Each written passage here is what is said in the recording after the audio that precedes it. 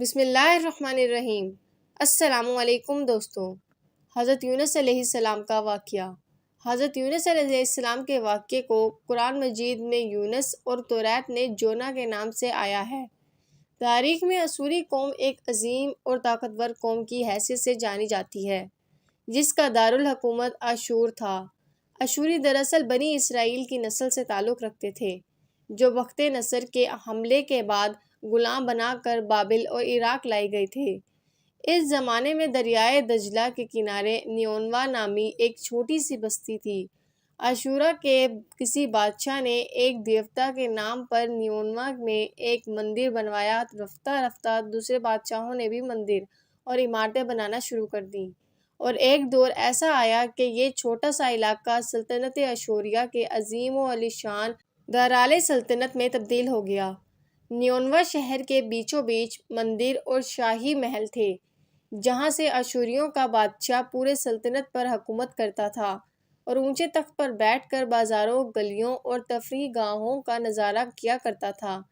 اشور کے مغربی علاقے میں لہلہاتے کھیت تھے، پورا شہر درختوں اور باغات سے سرسبز و شاداب تھا۔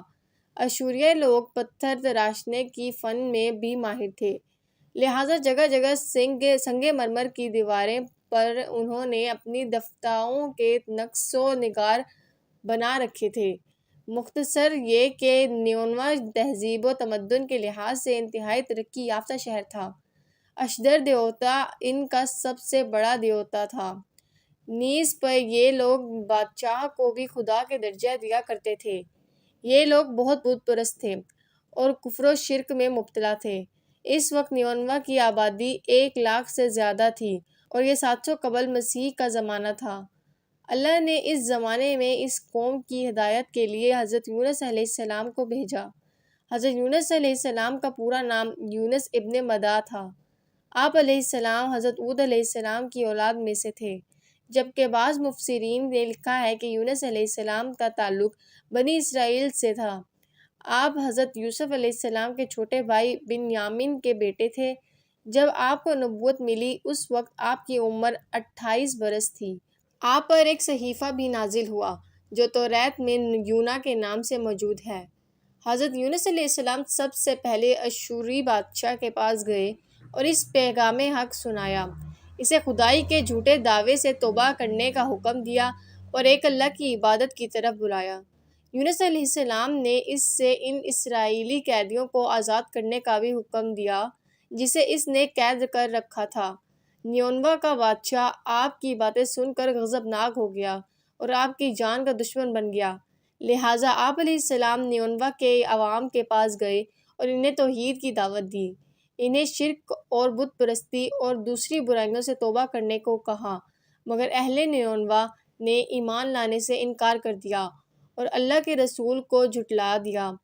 یونس علیہ السلام مسلسل اس کوشش میں رہے کہ ان کی قوم کے لوگ راہ راست پر آ جائیں۔ آپ نے انہیں بہت سمجھایا اور دعوت کے کام کو جاری رکھا۔ دیکھتے دیکھتے 40 سال کا عرصہ گزر گیا، لیکن یہ قوم حضرت یونس علیہ السلام کا انکار کرتی رہی اور شرک پر ڈٹے رہے۔ نیز حضرت یونس علیہ السلام کو دھمکیاں بھی دی گئیں کہ اگر آپ نے اشدر دیوتا کے خلاف کچھ کہا تو وہ آپ کو قتل کر دیں گے۔ آخر کار حضرت یونس علیہ السلام اپنی قوم سے مایوس ہو گئے۔ جب ان کی سرکشی کو نافرمانی انتہا کو پہنچ گئی تو اللہ نے حضرت یونس علیہ السلام کو حکم دیا کہ لوگوں کو آگاہ کر دو کہ 3 دن کے اندر ان پر عذاب آنے والا ہے۔ لہٰذا آپ نے اہل نیونوا کے سامنے اعلان کیا کہ اگر تم نے 3 دنوں کے اندر بت پرستی اور شرک سے توبہ نہ کی تو تم پر اللہ کا قہر نازل ہوگا اور پورا شہر تباہ و برباد ہو جائے گا۔ لوگوں نے آپ کا مذاق اڑایا اور جواب میں کہا، ہم تمہارے رب کی طرف سے عذاب کے منتظر رہیں گے۔ آپ کے قوم نے آپس میں مشورہ کیا تو اس بات پر سب کا اتفاق ہوا کہ یونس کو کبھی جھوٹ بولتے نہیں دیکھا گیا، لہٰذا ان کی بات نظر انداز نہیں کرنی چاہیے۔ مشورے میں یہ بھی طے ہو گیا کہ دیکھا جائے کہ اگر یونس علیہ السلام رات بستی کے اندر اپنی گھر میں مقیم رہتے ہیں تو سمجھ لو کہ کچھ نہیں ہوگا، اور اگر وہ یہاں سے کہیں اور چلے جاتے ہیں تو یقین کر لو کہ صبح عذاب ضرور آئے گا۔ حضرت یونس علیہ السلام رات کو اس بستی سے نکل گئے صبح ہوئی تو عذاب الہی کا ایک سیاہ دھواں بادل کی شکل میں بستی والوں کے سروں پر منڈلانے لگا۔ جب وہ ان کے قریب ہونے لگا تو ان لوگوں کو یقین ہو گیا کہ اب وہ سب ہلاک ہونے والے ہیں۔ دراصل حضرت یونس علیہ السلام اپنی قوم سے ناراض ہو کر چلے گئے تھے، مگر انہوں نے وہاں سے نکلنے کا حکم نہیں دیا تھا۔ وہ عذاب کی اطلاع دینے کے بعد اللہ کی اجازت کے بغیر اپنا علاقہ چھوڑ گئے تھے۔ سارے عذاب دیکھ کر جب عاشوریوں نے توبہ و استغفار کی تو اللہ نے انہیں معاف کر دیا۔ اللہ تعالیٰ کسی قوم کو اس وقت تک عذاب نہیں دیتا جب تک وہ اپنی حجت پوری نہیں کر لیتا۔ بس جب حضرت یونس علیہ السلام نے اس قوم میں مہلت کے آخری لمحے تک نصیحت کا سلسلہ جاری نہیں رکھا اور اللہ کے مقرر کردہ وقت سے پہلے وہ خود ہی ہجرت کر گئے تو اللہ کے انصاف نے اس قوم کو عذاب دینا گوارا نہ کیا اور انہیں معاف کر دیا گیا۔ جب حضرت یونس علیہ السلام فرات کے کنارے پہنچے تو ایک کشتی کو مسافروں سے بھرا ہوا پایا۔ حضرت یونس علیہ السلام کشتی میں سوار ہو گئے اور کشتی نے لنگر اٹھایا۔ پورے دن میں کشتی سمندر میں سکون سے چلتی رہی۔ اچانک اونچی اونچی لہریں اٹھنے لگیں۔ لوگوں نے اپنا ساز و سامان سمندر میں پھینک دیا کہ کشتی کا بوجھ کم ہو جائے، لیکن کشتی کا بوجھ پھر بھی کم نہ ہوا۔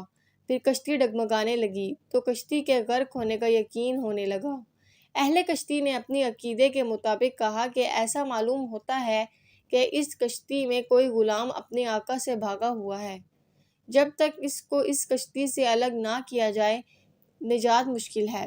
یونس علیہ السلام نے سنا تو ان کو تنبیہ ہوا کہ اللہ کو میرا نینوا سے وحی کا انتظار کیے بغیر اس طرح چلے آنا پسند نہ آیا اور یہ میری آزمائش کے آثار ہیں۔ یہ سوچ کر انہوں نے اہل کشتی سے فرمایا کہ میں ہی وہ غلام ہوں جو اپنے آقا سے بھاگا ہوا ہوں۔ لہٰذا 3 مرتبہ قراندازی کی گئی اور تینوں مرتبہ حضرت یونس علیہ السلام کا نام نکلا۔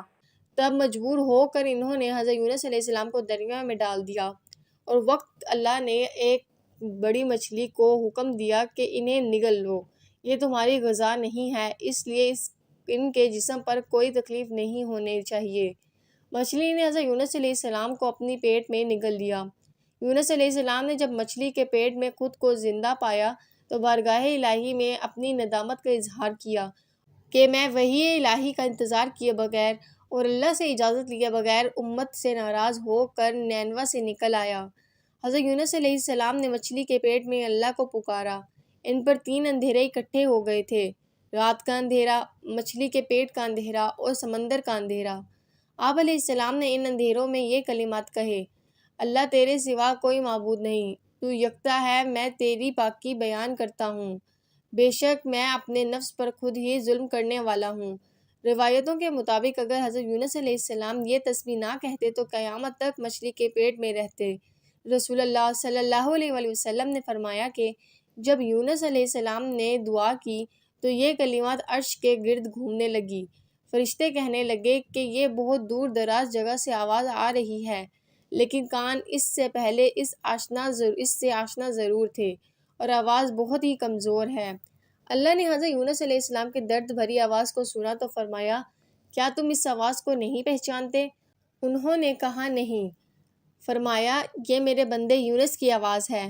فرشتے نے کہا: یہ وہی یونس ہے جس کی پاک عمل قبول شدہ ہر روز تیری طرف چڑھتے تھے۔ اے اللہ، مصیبت کے وقت ان پر رحم کر۔ تو اس وقت اللہ نے مچھلی کو حکم دیا کہ وہ آپ کو بغیر کسی تکلیف کے سمندر کے کنارے اگل دے۔ روایتوں کے مطابق یونس علیہ السلام 40 دن اس مچھلی کے پیٹ میں رہے اور اس کے بعد اللہ کے حکم سے اس مچھلی نے ان کو سمندر کے کنارے اگل دیا۔ مچھلی کے پیٹ میں رہنے کی وجہ سے آپ کا جسم ایسا ہو گیا تھا جیسے کہ پرندے کا پیدا شدہ بچہ، جس کا جسم نرم ہوتا ہے اور جسم پر بال تک نہیں ہوتے۔ غرض حضرت یونس علیہ السلام بہت ہی کمزور اور ناتوان حالت میں خشکی پر ڈال دیے گئے۔ اس کے بعد اللہ نے سمندر کے کنارے پر ایک بیلدار درخت اگایا۔ روایتوں کے مطابق وہ کدو کا پودا تھا جس کے ذریعے حضرت یونس علیہ السلام پر سایہ ہو گیا۔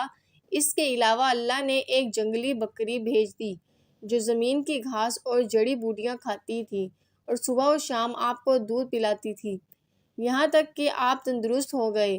حضرت یونس علیہ السلام درخت کے اس سائے میں جھونپڑی بنا کر رہنے لگے۔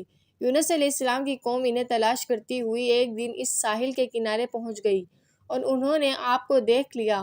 انہوں نے آپ کے ہاتھ پر اسلام کی بیعت کر لی اور ساتھ ہی اللہ سے توبہ و استغفار کرنے لگے۔ یونس علیہ السلام دوبارہ نینوا چلے گئے اور وہاں رہ کر اپنی قوم کی رہنمائی فرمائی۔ حضرت یونس علیہ السلام کی زندگی نینوا ہی میں گزری اور وہیں آپ کا انتقال ہوا۔ اس قصے سے ہمیں یہ سبق ملتا ہے کہ کسی بھی حال میں اللہ کی رحمت سے مایوس نہیں ہونا چاہیے اور نہ ہی ہدایت کے معاملے میں اپنی ذات پر بھروسہ کرنا چاہیے۔ ہدایت تو بس اللہ ہی کی طرف سے ہے، ہماری ذمہ بس پیغام حق پہنچانا ہے۔